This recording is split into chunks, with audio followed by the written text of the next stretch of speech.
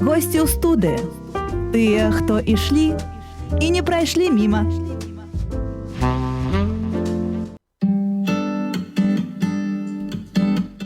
Хвала Христу! Хвала навеки. Дорогі слухачі, глядачі YouTube-каналу Радіо Марія, сьогодні ми вітаємо вас у нашій студії, і як незвичайно сьогодні, бачите, у нас дві ведучі, це я, Вікторія Король-Мовчанська, і яка мовчки сидить побач, Євгенія Найдович. Яна обіцяла, що вона буде вести себе тихо, але сподіваюся, що гэтага не адбудзецца. Што яна будзе вести себе, як заўсёды, натуральна і прыгожа, і задаваць цікавыя пытанні. А ў студыі у нас... А чому ти не вітаєшся? Я хочу послухаць, хто у нас в студыі. А ў студыі у нас сёння цудоўныя госці, якія даехалі нас здалёк.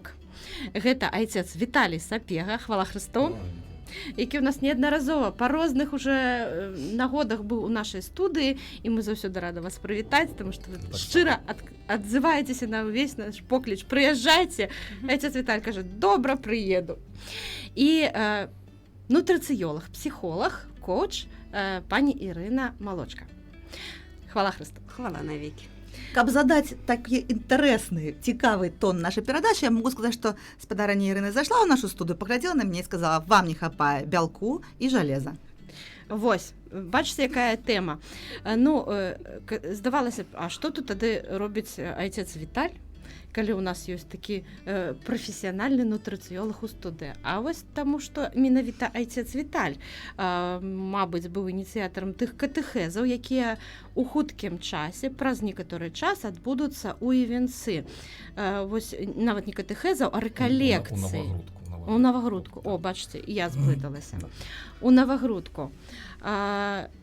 Рэкалекцыі з нутрыцыёлагам. Увогуле, што гэта такое за страшнае слово? Давайте вось знаёміць усіх. Слово не страшнае, а моднае, Віка. Гэта моднае слово.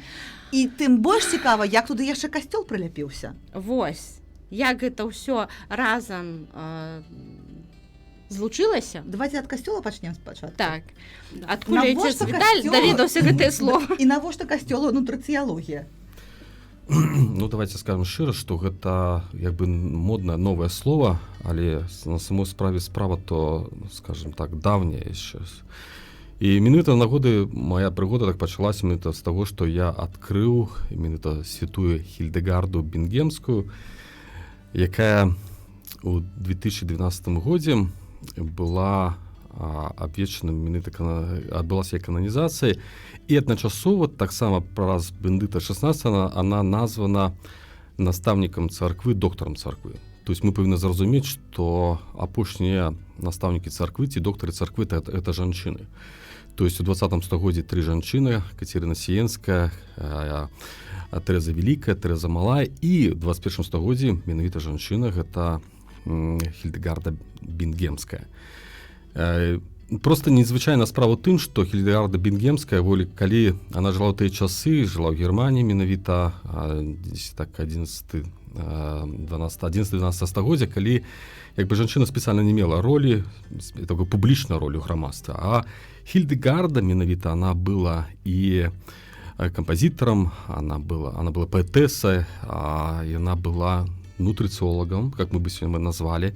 Она была экзорцистом, она была проповедником, ее называли, что он словом профетеса, то есть она мала візіямі, это пророцтва ад Господа Бога года 100 гадоў, якія пачала пазней списывать, писать, и в конце концов менавіта ее было, ну скажем так, то, что открытые ее так само дзённікі были здесь в 19-20 стагоддзі, то, что она получила, показала менавіта духовность с телом человека, скажем, вот взяла под увагу всего человека. А так как доминиканец менавіта, то Тамаш Аквінскі, наш знакаміты брат, Боголь, мы разумеем, што каталіцкая тэалогія павінна быць фундаментам ўсёй каталіцкай тэалогіі, павінна базіравацца на Тамашы Аквінскім. І менавіта, бо Тамаш Аквінскі звяртае увагу на ўсяго чалавека, бере под увагу ўсяго чалавека, і менавіта кажа, што поўны чалавек, калі душа і цела. І мы не павінны, калі мы берем под увагу душу, то павінны браць под увагу цела. І Хільдэгарда, якая жила раней Тамаша Аквінскага, амаль што на 2 стагоддзя, она гэта паказвае. Она паказвае, што павінны жыць у гармоніі, открываць законы прыроды з космосам, разумець сезоннасць, разумець ежу, якую ён ужывае. То есть менавіта она напісала уже кнігу пра лекі і хваробы, она пісала пра прыроду, скажем так, як ужываць, што з чым ужываць, скажем так. То есть мы разумеем, што на захадзе, в заходняй Европе адкрылись цэнтры, то есть в першую чаргу пра даследаванне жыцця святой Хільдегарды і ее утвораў, але менавіта таксама цэнтры аздараўлення. То есть і гэта справа уже адкрытая в заходняй Европе, але мы таксама открываем Хільдегарду, то для меня это менавіта знак, конкретны знак, што жанчына 21 стагоддзя, апошні доктар царквы, то есть это прафесіянал у духовным жыцці, ідзе менавіта з таким нашим пасланнем нутрыцыялогіі таксама. То есть здоровое жыцця, то есть мы разумеем здоровое тело, здоровый дух, здоровое тело, казалі так грэкі. Менавіта гэта паказвае таксама комплексная, то есть жыцця чалавека, его тело, его атачэнне, то есть што он жывае, як карыстаецца, як жыве. Ну, нам сёння ещё дапамагае навука і нейропсіхалогія, псіхалогія, то есть і новыя такія навуковыя адкрыцці, як мы кажам, у нутрыцыялогіі. То есть ізноў жа вяртаемся да Тамаша Аквінскага, што ён не баяўся спалучыць адкрыцці ў духоўнасці, паказаць, што шукаў зерня праўды ўсюды і спалучаў гэта.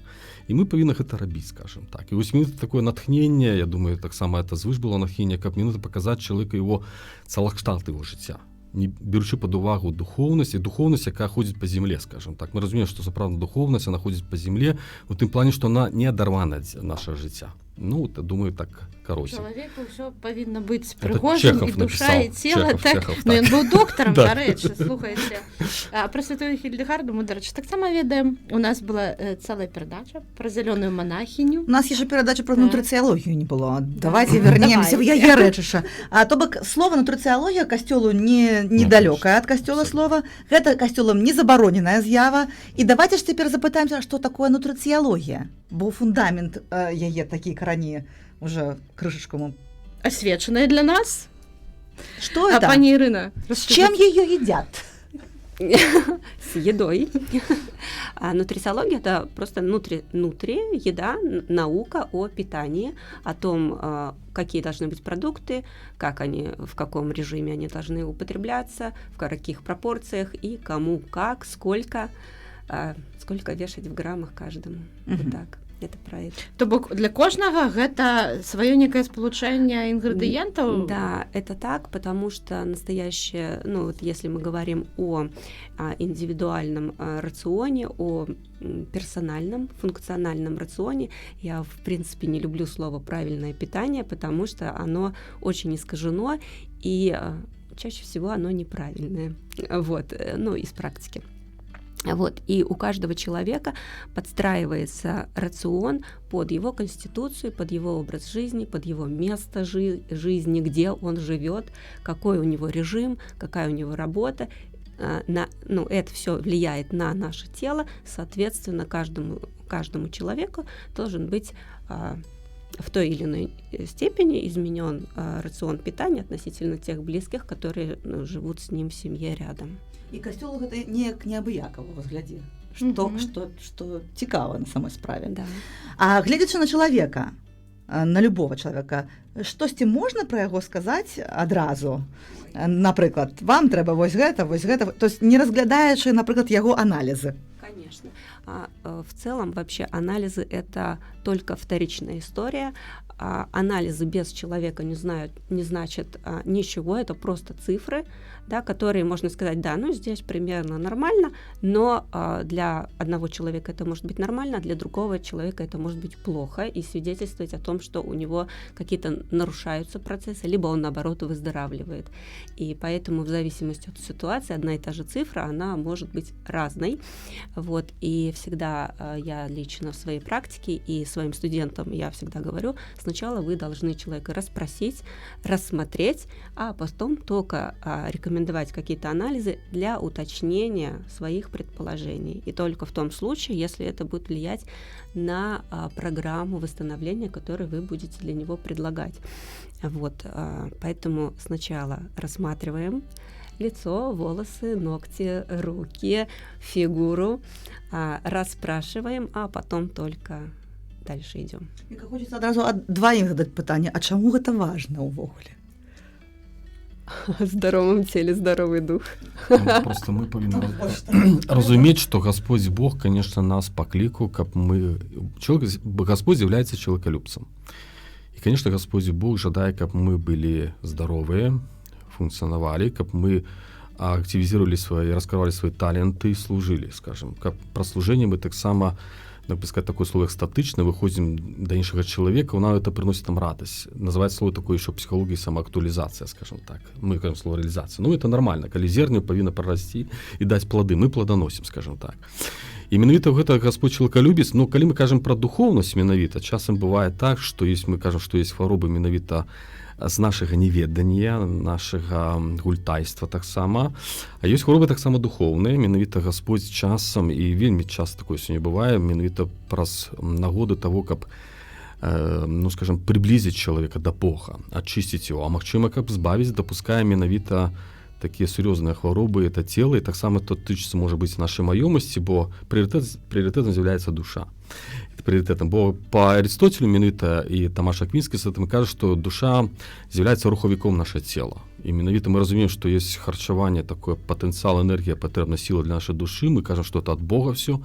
Але менавіта мы таксама павінны вывучаць законы прыроды, якія даны нам заканадаўцам, каб менавіта наша цела таксама было, ну, такой сімбіёз, или сказаць, лепш гармонія, скажем, душы і цела, каб нам, ну, скажем, лепш, ну, скажем, не хочу слова ўжываць так прадуктыўна, але менавіта больш так якасна пражываць на зямлі, служачы, раскрывае сябе, скажем, прыносячы плады, большыя плады. І таму, ну, скажем, метадычна, сістэматычна мы павінны гэта даведвацца пра сваё цела, функцыянаванне асабіста свайго цела, пра законы, каб проста на зямлі наша жыццё было такое больш радаснае, прыгожае. І дало плады? Конечно. З якімі праблемамі, слухайце, з якімі праблемамі дапамагае справіцца нутрыцыялогія? Напрыклад, з якімі звяртаюцца да вас пытаннямі людзі? Чаму яны да вас прыходзяць? Што яны кажуць, дапамажыце мне з чым? Зусім, Віка. Ну, Зусім. к радости или к сожалению, не знаю, приходит тогда, когда уже совсем плохо. Когда плохо или когда, ну, скажу как есть, когда были лекарства, были врачи, и ничего не помогло. Потому что я очень уважаю врачей на самом деле, и я сама училась у врачей.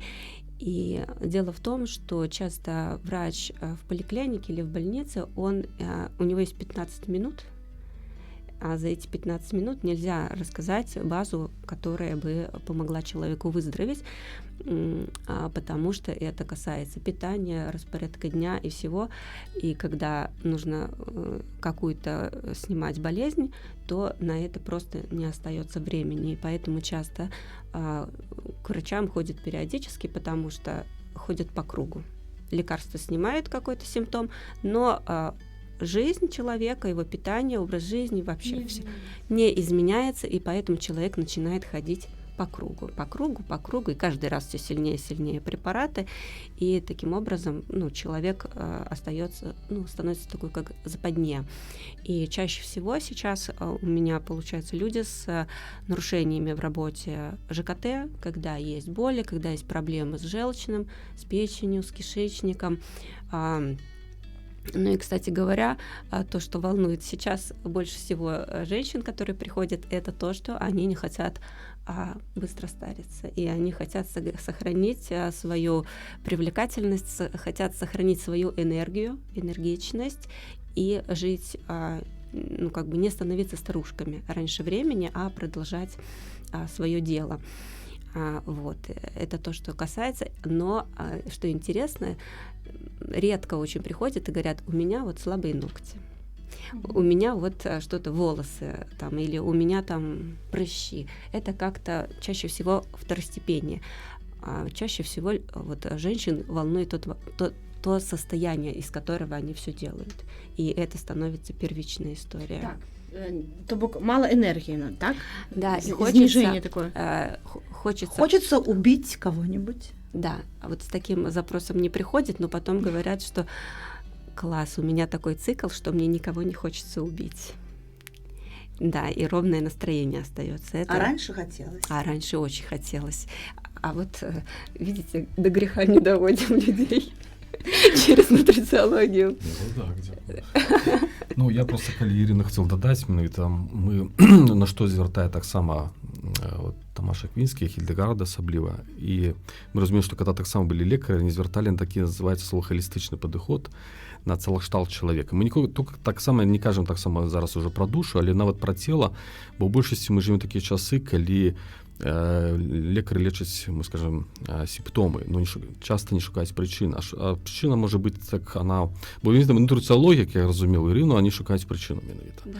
І менавіта пачынаюць працаваць з прычынай, скажем. І гэта можа быць больш даўжэйшы час, бо мы як разумеем, што мы хочам, как бы жывем такія камп'ютарныя прыспешаныя часы, мы хочам, каб менавіта таблетку мы выпілі, гэта нам адразу завтра былі здаровыя. Мы разумеем, што калі справа запушчаная, занядбаная, то она патрабуе доўга больш часу аднаўлення. І вось нутрыцыялогія, она ў тым кірунку ідзе, каб знайсці прычыну, і доўгі час адбылося аднаўленне арганізма, і потом добрае, менавіта такой разумны падыход, такой шацункам, дарам да сябе таксама. Бо это дар, жыццё это дар, цела это дар менавіта. І трэба шацункам разумець, і цела з'яўляецца інструментам службы. І мы павінны гэты інструмент шанаваць і да яго ставіцца з веданнем, адпаведна, дысцыплінавана, так, з радасцю, скажам. З любов'ю, так? Так, конечно. Да ўсіх з любов'ю да сябе, да свайго цела таксама. Што я пачула, што гэта можа займаць нейкі працяглы час. То бок нутрыцыялогія не дае такой эфект адразу. Вау, вы там прыйшлі, адну кансультацыю атрымалі ў нутрыцыёлага, і вось праз месяц вы ўжо прыгожыя, весёлыя, скачаце, ні на кога не И гневаецеся. перестали скандалить дома. Так. Як побочный эффект. Я разумею, што гэта заўсёды індывідуальны падыход, але прыкладна, вось колькі чалавеку трэба папрацаваць над сабой, каб змяніліся, каб усё гэта нейкія праблемы яго змяніліся. Які час ён уваходзіць у гэты там новый стиль жыцця, например? Да, зависит, конечно, от того состояния, в котором человек пришел. Бывает так, что человек видит результаты через день, да, сразу уже первые, может, человек по состоянию, по настроению, по энергии, по энергии, в смысле силам внутренним. Это можно увидеть уже через неделю даже или раньше, в зависимости от того, в каком состоянии был человек.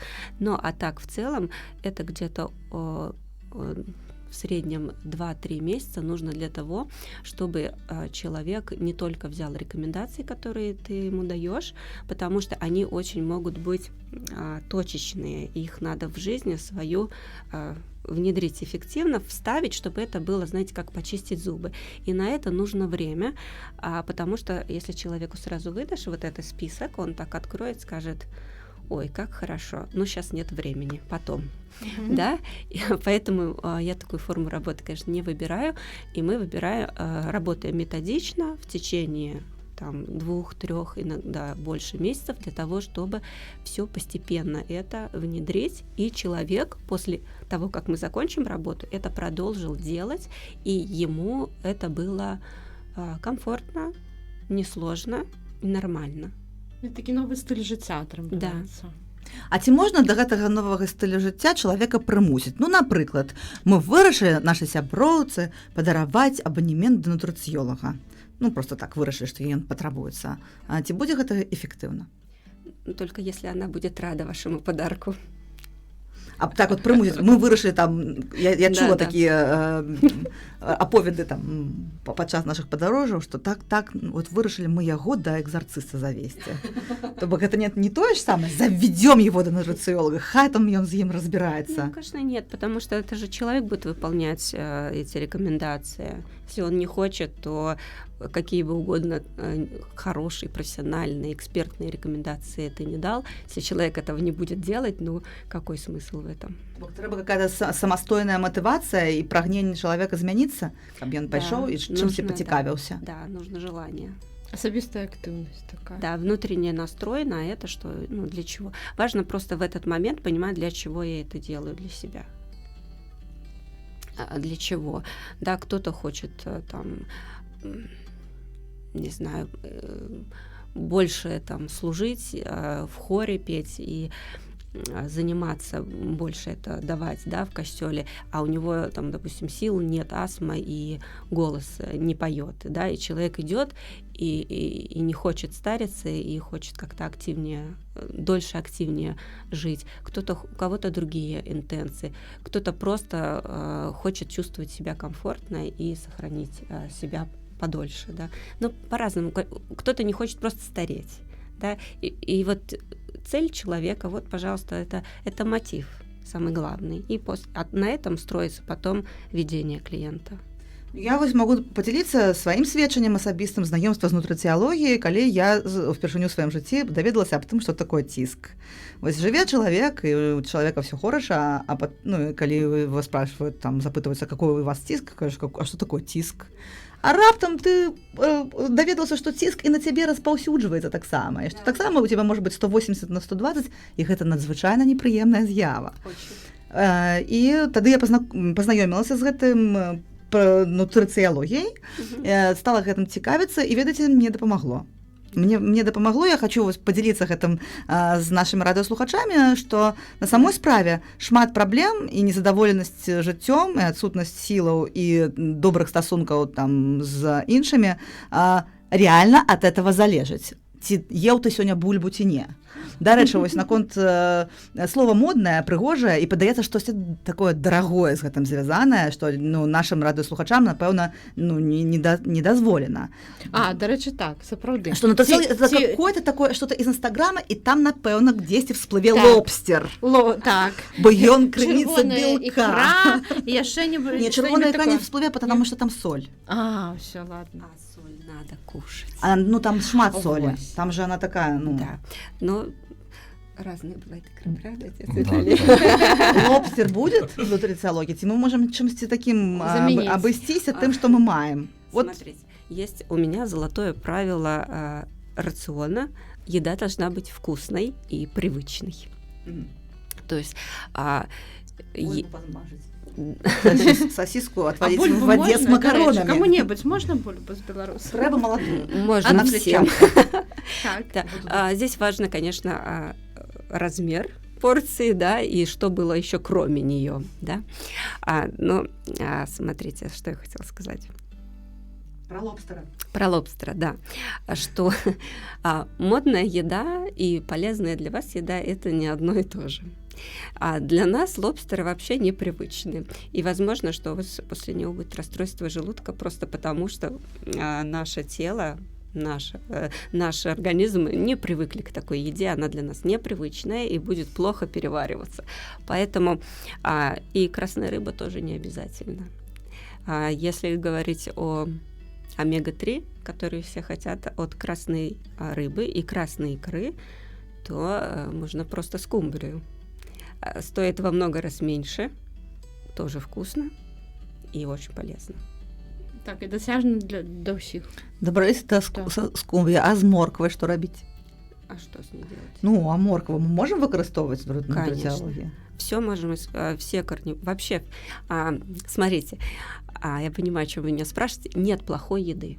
Вся еда, которую дал нам Бог, да, у нас есть, дала природа, все, что у нас растет, плавает, там бегает, почти, да, там не домашние животные, да, вот, это все служит человеку, и это все можно есть, просто в зависимости от того, какой человек, что с ним происходит. Медведзі, вовки так само. Тобто одному нельга нешта, наприклад, одному нельга моркву, а іншому моркву єш, заєшся морквою. Да. Не надо заедаться морквой.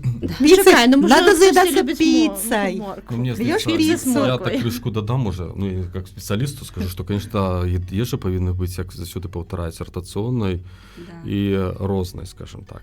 То есть мы шмат чего потребуем, Ірина меня может подтвердить, и сапраўды, так нельга ў чымсьці в адным толькі быць, скажем, трэба разумець, што, конечно, мы найбольш дастасавана той ежы, якой харчаваліся нашы продкі, скажем так. Это таксама навучны факт, скажем так, і нашы жалозы так працуюць, скажем, сокі выдзяляюцца, менавіта найбольш дастасавана тых прадуктаў, якія ў нашай землі ёсць, скажем, і нашы продкі харчаваліся. А нашы продкі, это было, называецца метод індукцыйны, это значит выпрацавана стагоддзямі, менавіта ніхто не даследаваў спецыяльна, але індукцыйна разумелі, што служыць нашаму здароўю, а што нам перашкаджае. Звярніце увагу, колькі ў нас як было разумна, што ў нас заквашана была капуста, агуркі таксама квашаныя былі, у нас салёныя былі грыбы, у нас таксама яблыкі былі мачоныя, скажем так. То есть, ну, то, что служит человеку, это служило нас кишечнику, нашей страве. То есть это была мудрость в народе, скажем так, наша традиционная ежа, скажем. Ну, я же раз... Что нутрициология наконт соленых капуст, яблок маринованных и огурков с бочки кажа? Если мы говорим о именно квашеном, не маринованном, то это очень рекомендованный продукт, потому что это супер полезная еда для кишечника, да, а кишечник — это 80% иммунитета. Это и настроение, между прочим, тоже. Это 100%. Вот. Только что, конечно, если у вас есть вопрос со вздутиями, да, есть вопросы к неприятным симптомам после еды, то это может говорить, конечно, о дисбиозе в кишечнике, и тогда увлекаться квашеными, да, ферментированными, сейчас модно говорить, да, ферментированными продуктами, да, как квашеные огурцы или капуста, не стоит, потому что это может только усиливать симптоматику, усиливать неприятные ощущения. Тогда нужно это восстановить, а потом уже далей спрабаваць гэта есці. Да. Пагаварылі пра соль, а цяпер іншы бок, гэта белая смерць, цукар. Зараз мы яму столькі цукру. Я зараз за не зефиром ведаю, хожу, почекайте. И аж и печеньки у нас там есть. Это страшно. Кофе-брейк с кавой и печеньками, мы вас запрашаем. Мы гэта спакушае Евгения, а мы хочам вось пра што яшчэ даведацца. Я хочу прынамсі, так? Да, и заодно як будзе на рэкалекцыях гэтых выглядаць кава-брейк. Атрымліваецца, што мы раней сапраўды ў старажытныя часы людзі не елі столькі цукру, проста яго ў такіх колькасцях не было, так? Але зараз мы ўжо ўсе ведаем, гэта чулі, бачылі, што амаль ва ўсіх прадуктах утрымліваецца цукар. І яшчэ людзі некаторыя там сахар сыплюць у каву, у гарбату, так, каму гэта падабаецца.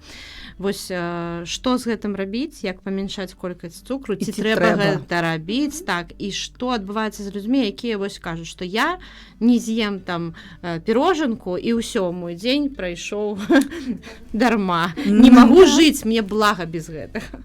Да. А потом такая душка. Как это не любить, да? Так вкусно, такое приятное пирожное, эстетика, вкус какой. Как можно жить без этого, да? А можно? Да. Смотрите, у вас такой вопрос сейчас, он из нескольких вопросов. На самом деле, да, действительно, сейчас во многие продукты, там и в мясо, в том числе в магазине, добавляют сахар. Ну, он практически везде есть.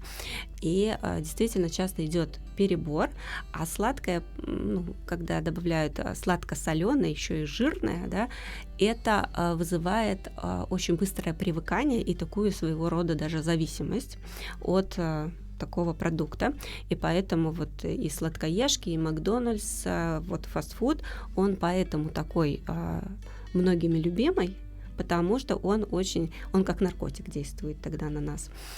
Это такой момент. Как избегать? Я рекомендую просто выбирать продукты, где нет слова «состав». Например. Зеленые яблоки.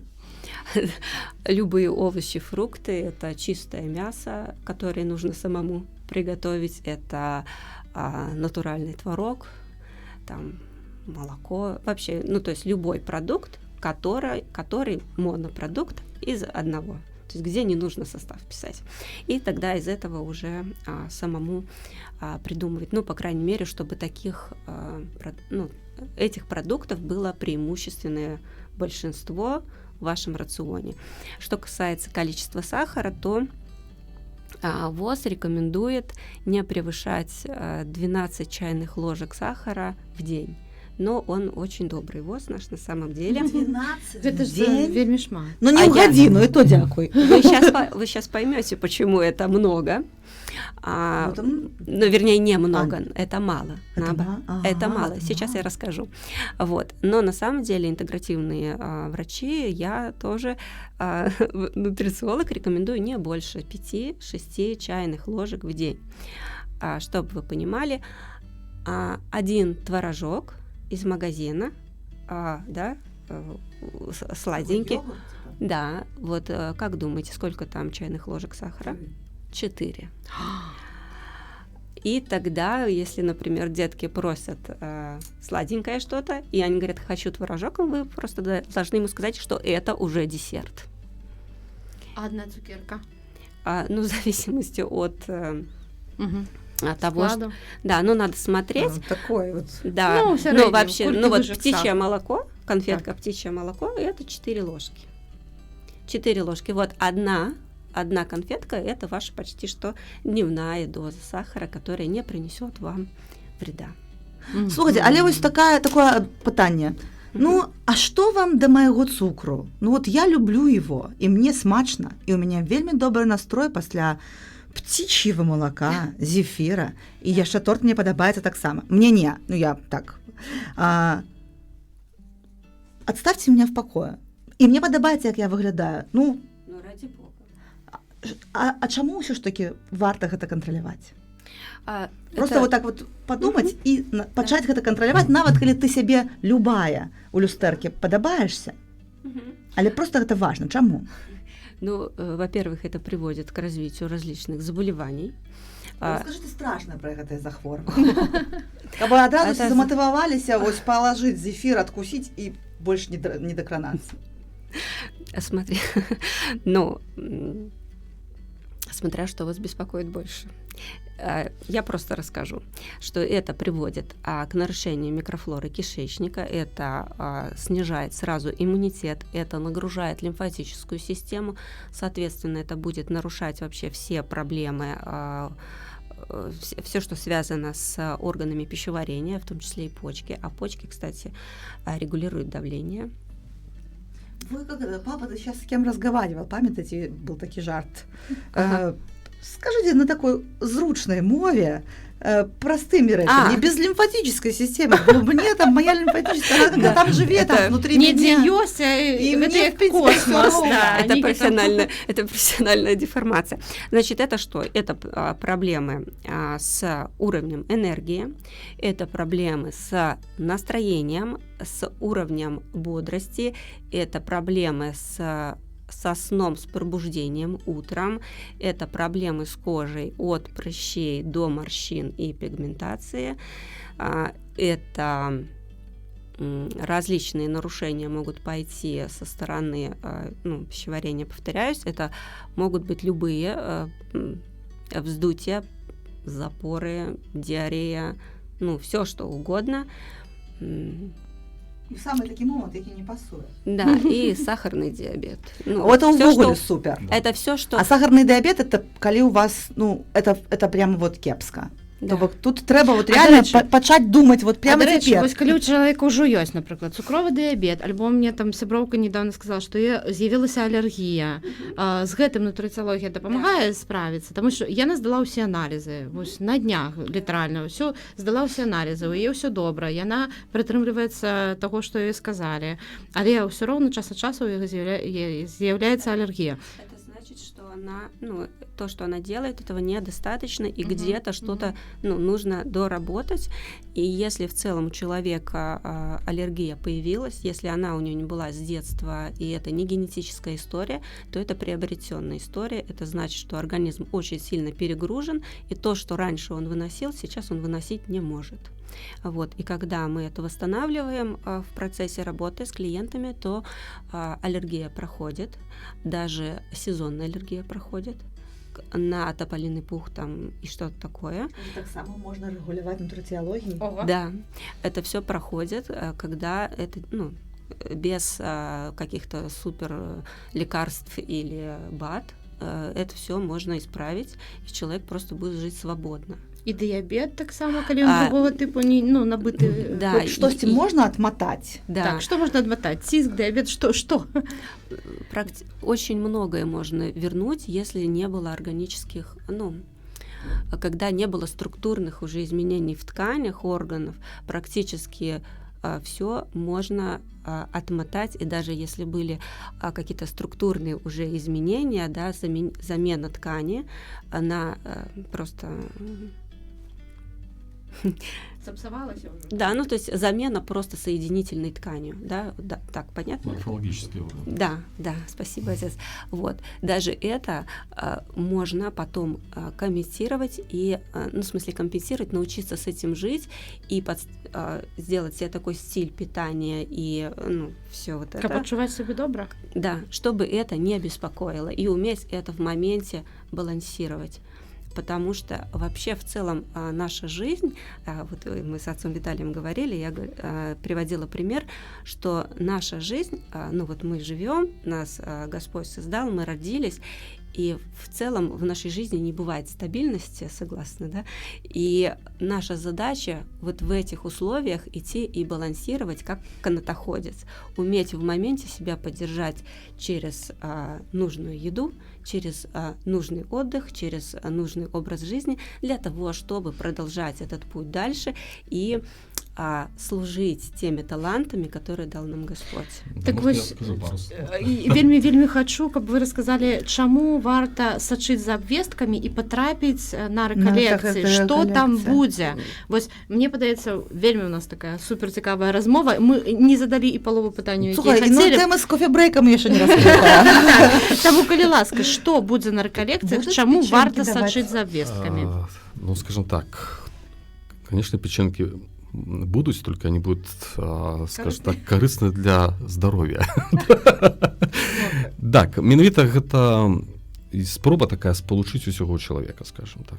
Менавіта духоўнасць, якая ўплывае на цела, якое ўплывае на нашу духоўнасць, ідзе разам гармонії, паказаць менавіта, ну, скажем так, усведаміць нас да працы, да такого высілку, скажем так, знайсці свой рытм жыцця, то есть разумець, якія пагрозы сёння ёсць, іх вельмі шмат пагроз. Ян Павел II нездарма калісьці напісаў у адной энцыкліцы, што мы жывем у цывілізацыі смерці.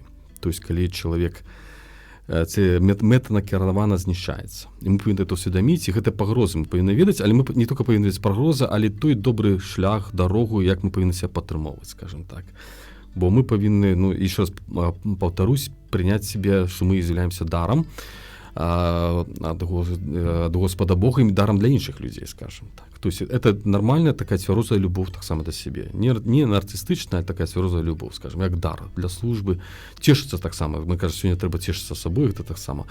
І гэта ў кірунку менавіта ёсць і духоўнасць, ёсць менавіта спецыяліст Ірына, нутрыцыолог. І я, конечно, еще у меня пытанне есть про цукор, не знаю, ці ёсць такое для Ірыны, так.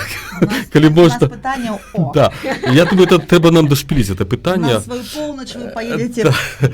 Вот такое пытанне про цукор мы бачым, напрыклад, што прафесійная кухня, я разумею, што для мяне прафесійная кухня гэта французская кухня, такая вось это прафесійная і з традыцыямі. І там менавіта заўсёды прысутнічаюць на самой справе дэсерт. І мы разумеем, што дэсерт пасля ежы он таксама выконваюць некую важную функцыю, скажем так. Іра, ну можа так. Ненужную так. функцию он выконвае. Бо я здесь чытаў, што менавіта ён таксама дапамагае, аднак нашым страўніку там і нашим органам легче запрацаваць, скажем, некому все-таки уплывает, и такой уплыв, скажем на так. На самом деле с точностью да наоборот происходит. Лобби десертов. Да. Называется. Ну, знаете, я тоже не откажусь от французского десерта. На самом деле, я вам скажу даже, когда лучше съесть десерт. До 12-й раніцы. Не. Сейчас расскажу. Значит, если мы говорим о десерте, то десерт я вообще не рекомендую есть после еды, сразу после еды. Объясню почему. Потому что сладкий вкус воздействует на расслабление мышечной мускулатуры, расслабляются все мышечные ткани, да, от пищевода, желудка до кишечника и так далее. И чем это плохо? Тем, что еда раньше времени переходит на следующий этап пищеварения. То есть, допустим, она недообработалась в желудке, то есть не произошло достаточное расщепление, недостаточная обработка произошла желудочным соком, и вот эта недообработанная еда попадает в кишечник. Кишечник к такой недообработанной еде, он не приспособлен. И получается, что это может вызывать нарушение в работе кишечника. То есть еда раньше времени продвигается на выход. Это нарушает вообще работу пищеварения, Это один момент. А второй момент, вы не получаете той пользы из съеденной еды, ну, которую могли бы получить. Ну, до речі, Хільдегарда, вона пише, що їжа повинна бути смакувати, це пише Томаш Аквінський, їжа, як усваивалась, повинна смакувати, як присвоялась, але так само їжа, пише Хільдегарда, повинна давати енергію, хуткісну енергію, от вона пише. Не договорили, а коли ж Да, можна гэты доклад. десерт есть? Да. Смотрите, самое лучшее время для десерта – это время максимальной активности поджелудочной железы. То есть та, которая это в 4-5 часов вечера. 5 o'clock. Які гэта англічане, вони такі Видите, розумні. Да. Time of tea, да, это как раз про это. И как я поделюсь просто, что я очень получаю такое, ну, не знаю, эстетическое или интеллектуальное удовольствие, когда происходит соединение наук, перекрест. Когда мы говорим про правильное питание, да, вот про нужное питание, а это соединяется с этикетом, например, или соединяется с какими-то традициями. По-моему, это очень красиво. Нам так само падаецца, што гэта прыгожа. На жаль, уже час нашай перадачы падышоў да заканчэння, таму што ўжо пад дзвярыма студыі стаяць нашы вядучыя дзённага ружанцовага эфіру. Мы прям так вам адразу распавядаем усю праўду. Але просім яшчэ напрыканцы, запрасіце, калі ласка, на рэкалекцыі, хай усе сочуць, чакаюць. І паабяцайце нам цыкл праграм. Бо мы таксама будзем яго абавязкова слухаць. Калі ласка. Ну, мы, конечно, шчыра запрашаем на рэкалекцыі, гэта менавіта духоўнае практыкаванне і разам это з ведай аб нашым здароўі, духоўным здароўі, фізічным здароўі, каб мы это становіцца больш гарманічнымі, радаснымі, бо мы жывём такія часы, сапраўды, калі выбіты з рытму, што цяжка нам сёння сустрэць радасць такую. І мы запрашаем, каб нам трэба крыху паглыбляць нашы веды менавіта, і нам Гасподзь у гэтым дапамагае, каб менавіта прыходзіць усё большая гармонія, унутраная гармонія. Мы разумеем, што унутраная гармонія ўплывае на гармонію нашу таксама знешнюю. Таму шчыра запрашаем і плануем правесці такія рэкалекцыі менавіта, і таксама каб вы маглі з іх скарыстацца. Можа, Ірына скажа пару слоў яшчэ. Я тоже вас всех приглашаю, потому что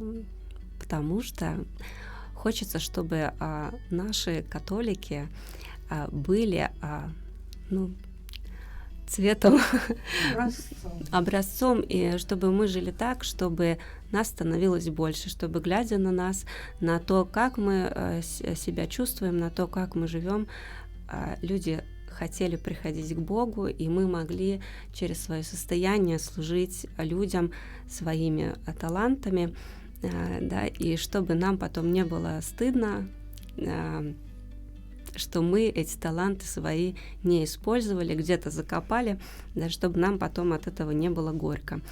Вот. А то, что мы едим, то, как мы живем, это очень сильно влияет на наши мысли, на наши действия, на наш дух и на нашу душу.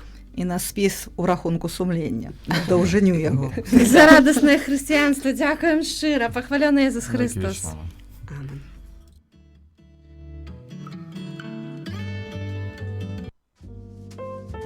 Госці ў студыі. Тыя, хто ішлі і не прайшлі міма.